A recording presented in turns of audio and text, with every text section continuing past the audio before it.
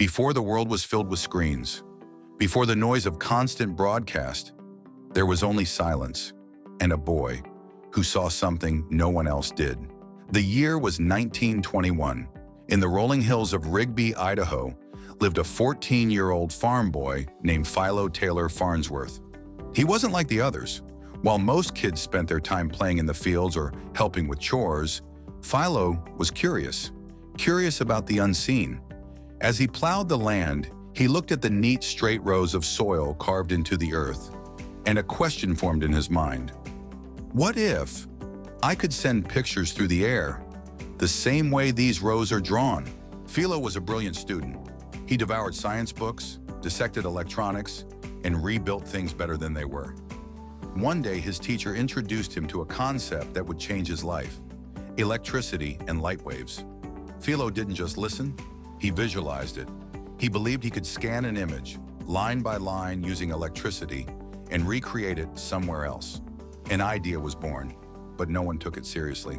Because who listens when a farm boy talks of electricity? He sketched endlessly: lines, grids, lenses, tubes. He imagined a machine that didn't just capture motion, but transmitted it in real time. A machine that didn't rely on spinning discs or bulky parts like the others of his time. No, Philo wanted something entirely different, something electronic. At 14 years old, he had already imagined television, before RCA, before patents, before anyone else. Fast forward to 1927. Now 21, Philo stood in a small lab in San Francisco with his wife Elma Pem Farnsworth and a small team.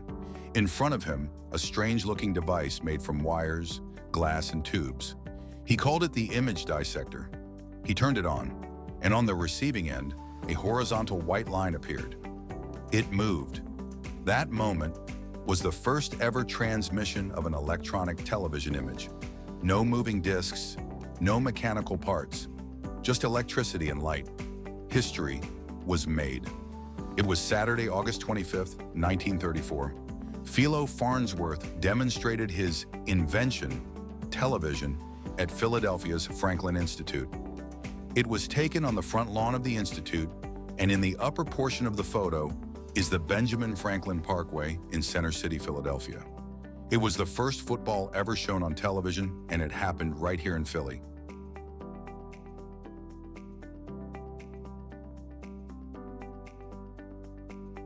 But Philo wasn't the only one chasing the dream.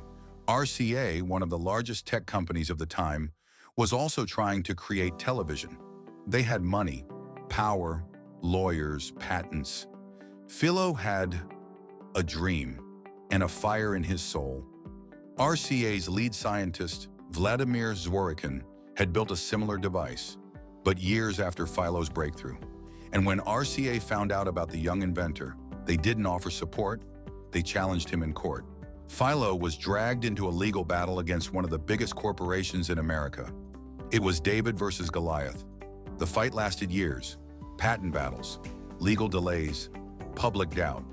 But Philo never gave up because he knew, deep in his heart, that he had something the world had never seen before. Eventually, the court ruled in his favor. They recognized him as the true inventor of electronic television. But the war took its toll. Despite his victory, the world moved on without him. He didn't become a billionaire. He didn't get global fame. He watched as others commercialized his invention, as TV became a household norm, and yet Philo never expressed bitterness. He once said, "I don't regret that others got rich using my invention. I'm just glad it works." That's the soul of a true inventor. From black and white broadcasts to 4K screens, from antenna signals to streaming on phones, it all began with a 14-year-old boy who dared to dream. Television changed culture, education, entertainment, and human connection forever.